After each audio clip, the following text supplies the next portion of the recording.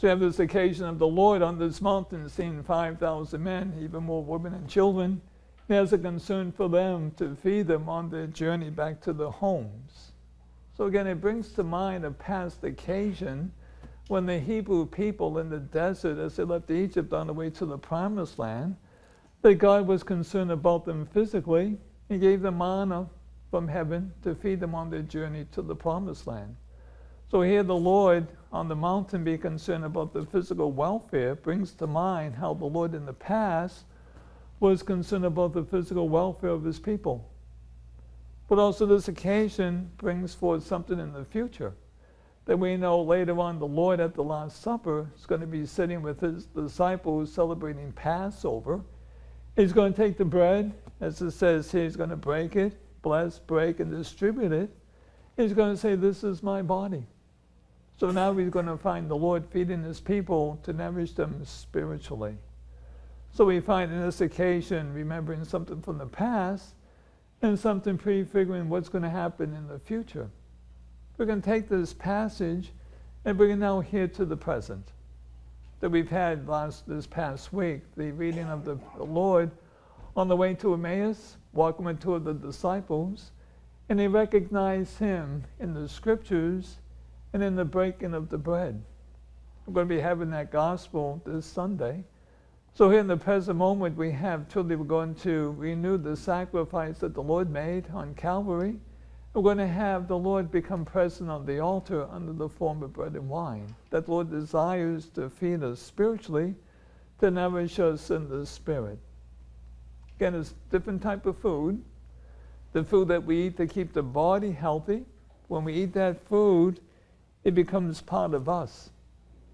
But when we eat the food of the Lord, basically we're called to become like him whom we eat. And again, we're called to truly become like Jesus as we live our lives. And how do we become like Jesus? Simply, when the Lord said, take and eat, this is my body given for you.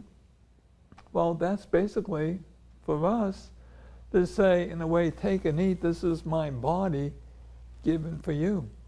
Selfless giving to serve the other.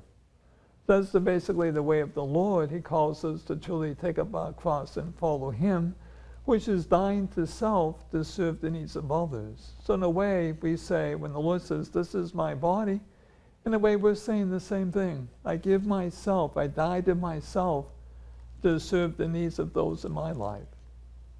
Of course, we all know that that's not easy.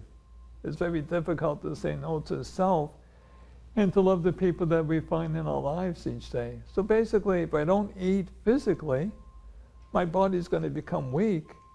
If I don't eat spiritually, I'm going to find my spirit's going to be weak. So basically, we come here to be strengthened by the Lord to truly live his way of life as we journey to the kingdom. It was kind of interesting aspect also in today's gospel. We find that the Lord takes from the boy 5 loaves and 2 fish. Not much. But if you put it into the hands of the Lord, he truly multiplied it, and everybody had sufficiently what they needed to have.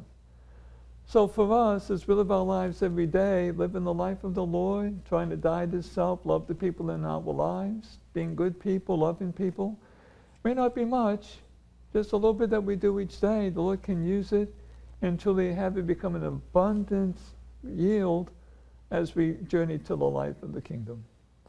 So as we gather today, we thank the Lord again for the power of his resurrection. We're in the Easter season. He has overcome the powers of sin and death. He has given us the grace to be raised to new life in him. And he's given us the scriptures to speak to us in the Eucharist as food for the journey. So we thank the Lord for the many gifts and blessings. And may he give us a fresh anointing of his Spirit as we continue our journey to the kingdom. God bless you.